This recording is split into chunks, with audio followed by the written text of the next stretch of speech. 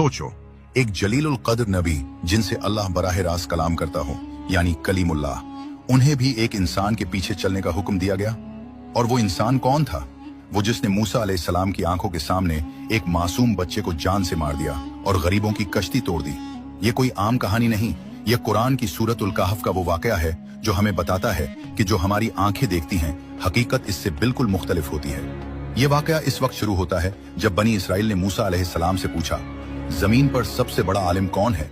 मूसा अलैहिस्सलाम ने फरमाया, मैं। अल्लाह ने वही नाजिल फरमाई, मेरा एक बंदा है जो तुमसे ज्यादा इल्म रखता है, जाओ, जहां दो समंदर मिलते हैं वहां वो तुम्हें मिलेगा।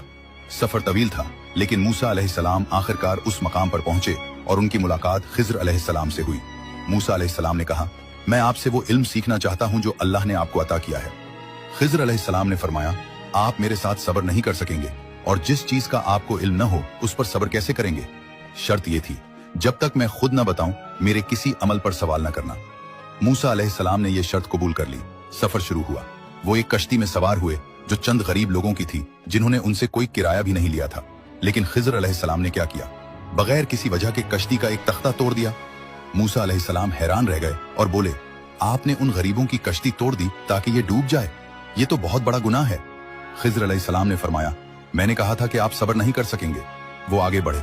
रास्ते में कुछ बच्चे खेल रहे थे। खिज्र अलैहिस्सलाम ने एक मासूम बच्चे को पकड़ा और उसे जान से मार दिया। मूसा अलैहिस्सलाम जब्त न कर सके और बोले, आपने एक बेगुनाह जान ले ली जिसने कोई गुनाह नहीं किया था। ये तो बहुत बुरा अमल है। फिर तीसरी मर्तबा एक कंजूस बस्ती में खिज्र अलैहिस्सलाम ने एक गिरती हुई दीवार बगैर किसी उजरत के तामीर कर दी। मूसा अलैहिस्सलाम फिर बोल पड़े। तब खिज्र अलैहिस्सलाम ने फरमाया, बस यहाँ हमारा साथ खत्म होता है। अब मेरे अमाल का राज सुन लीजिए।